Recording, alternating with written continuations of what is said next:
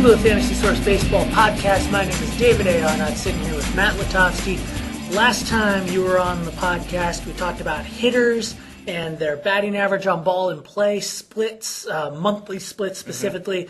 Over the past month, there have been some hitters who had wildly divergent batting average on balls in play. And so it might have actually distorted their skill level that they were displaying.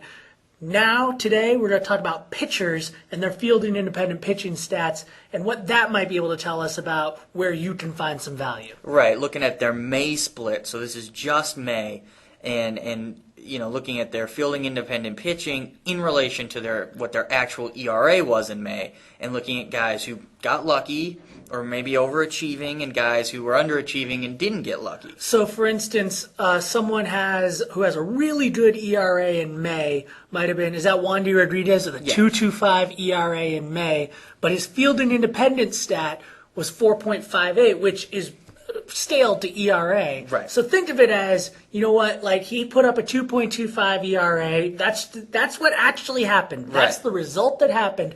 But if you isolate what his contributions were to that ERA, it doesn't necessarily look so good. Right, exactly. And again, it's just trying to identify guys who maybe got lucky or didn't get lucky and those kind of things. And, it's not all about luck. Sometimes it's oversimplified.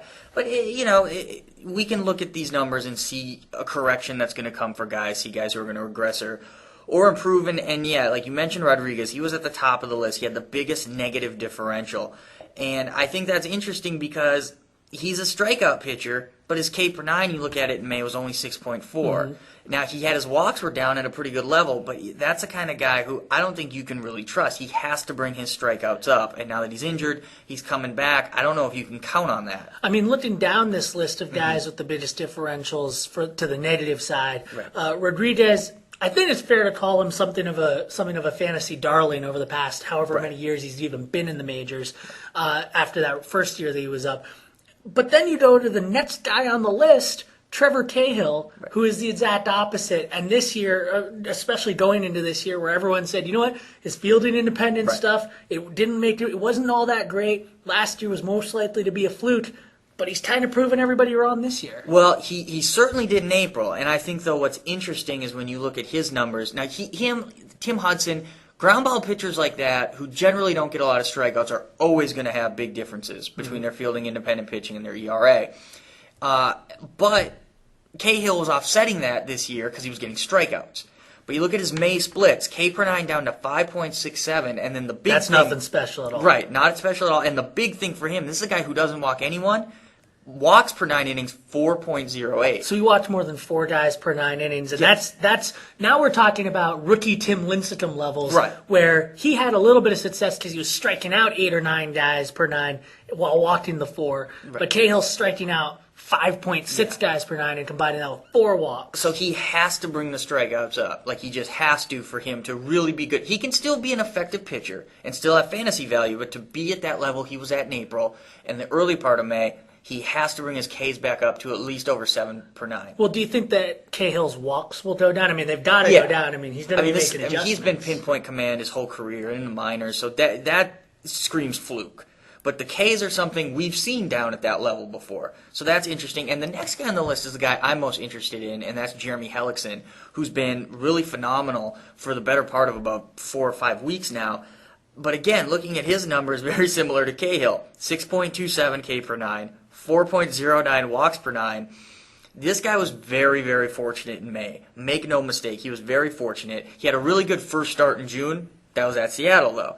Keep it all in mind. This is a guy who I think is going to, not saying he's going to be worthless, not saying he's done, but this is a guy who's going to lose, I think, considerable fantasy value. Maybe just keep in mind that he's still a very young pitcher. He's going to come back down to earth a little bit because, and that's your prediction based on the component stats that he's been putting up and the component performance that he specifically has done separate from his defense, which, as I recall, is a pretty good defense. Yes, and also with a young pitcher like that, if the Rays are out of the race, and they probably won't be completely in September. I mean, he's an early shutdown candidate, too, because he's so young.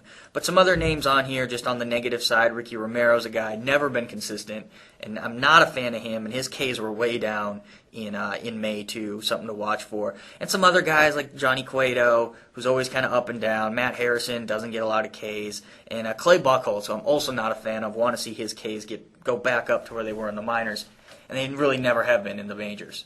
Now let's move to the other side of the ledger. The pitchers who were really unlucky, and you might expect them to have an increase in their ERA value, in their strikeout value, perhaps. Not their strikeout value, because they probably would have been getting these strikeouts if they were unlucky. But their ERA value and their WHIP value might actually start dropping a little bit in your favor. Right, and the number one guy on this list, the biggest differential, is Brandon Morrow. Had a 5.51 ERA in May and fielding independent pitching of 2.08. Well, we can see pretty much why we think that might be, is that maybe some balls are falling in, but he's also walking more than 4 guys per 9 innings. I mean, that's who he is. Right, that's a give or take with him, but you look at him at 11.3 K per 9, like, he's really good. Yes. And he's always a bit of a risk with those walks and that wildness prone to blow-ups. We know, guys like Jonathan Sanchez, Gio Gonzalez fit in that category, but he's a guy I really think is a great buy low candidate. And then the next guy on the list, who I just love, I think he could be top 5 pitcher going forward, is Zach Greinke. He was a guy with a 5.29 ERA in May, 2.73 fielding independent pitching. And this is a guy with an 11.91 K per 9 in May and a 1.59 walks per 9. That's Kurt Schilling-esque. That's insane. That's Kurt Schilling in his prime. And it's only a matter of time before those hits don't fall in. And, I mean, I really think he could go on another 09-like tear, just based on those numbers being in the NL. Well, I mean, let's if we want to parse the numbers, we can parse the numbers any way we want. That number right there just jumps out at me. Right. Is that many strikeouts, that few walks. He's coming back off of a rib injury. Right. Who knows what it was that was causing what we term bad luck to happen? Who knows? Maybe he had ever so slightly less zip on his fastball or something that just allowed guys to see it. Moving forward, though, he still got great results. Yes. And just like something happened that kept him from achieving the final results that we really want to see as fantasy owners. The culprit was home runs. I mean, the home run rate was... It's interesting, Morrow was number 1. He gave up no home runs in May. Mm-hmm. Greinke's number 2. He gave up 1.32 home runs per 9 innings, which is pretty high. Yes. And, he plays in a bad pitcher's park, sure, but he's not going to give up that many home runs. And once those come down, that's less runs, that's less everything, and he's going to take off. Another guy on this list that I think is interesting is Chris Narveson, because he's kind of been up and down. He's had some really bad starts. Another Brewer, by the way. Right, another Brewer. He's had some really bad starts. But again, you look at his K per 9, 8.54, walks per 9, 2.76, pretty good. I mean, I think he really is exactly what we're looking at when we deem it unlucky. I think he's been unlucky, and I still think he's a very good mixed league pitcher who, because of the lack of name value and because of a couple of those really bad outings, like he might be on waiver wires right now. And I think that's, kind of silly. Right. I mean, he's one of those guys who, to my mind, there's always several of them each year where they have, like you say, no name value, but both the performance and the luck match up, and they're doing really well, and then for whatever reason, as soon as something bad happens, people are going to drop them. Or it's just that one bad start, Right. and you look, he had the big one that he got just tattooed was the Reds. I mean, just wait for who kill all lefties. Wait for it to happen to Ryan Vogelsong. I mean, Right. The guy has been absolutely insanely good. Every single statistic you can come up with says that he's doing fantastically. Yep. He's gonna have a bad start at some point. I mean, unless he's gonna win the Cy Young with a Bob Gibson-esque season, which would be crazy. Yeah. But he's gonna have a bad start at some point, and whoever has him to say that's it. It's going downhill. Yeah, may as well pounce. Yeah, may as well. No, and that's a good example too of a guy like that. And then another guy I think is interesting on this list is Max Scherzer, who I don't know, something about him is just a little bit off, but he's another guy with good K per 9, pretty good walks per 9, and he's a solid pitcher, and I think he's had about 3 bad starts in a row now, I think, but he's the kind of guy who I still think is a decent buy low candidate right now. Well, one of the interesting things about Scherzer that I would look at is I see that he has a 284 batting average against in May. This is in May, by the way.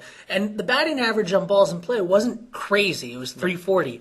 So what I would want to do, and we don't have these numbers directly in front of us, what I would suggest is looking at his pitch types and things like that. Right. Okay, is he losing speed off his fastball? Is there that's happened to him before. Is there some kind of data you can point to, rather than just a gut feeling, there's some kind of data you can point to that might help you understand what it is about him that caused his bad luck. Right. And again, what we're calling bad luck is just a difference between his results and his pitching, his fielding independent pitching stats. And also opponents. Look at opponents. Yeah. I mean, his last start was against Texas, in Texas, and a lot of people get hit there. And then one final note, why you can't just look at the difference is Sean O'Sullivan, who had one of the highest differentials, but his fielding independent pitching was still 7.46, and his K per 9 was 0.91.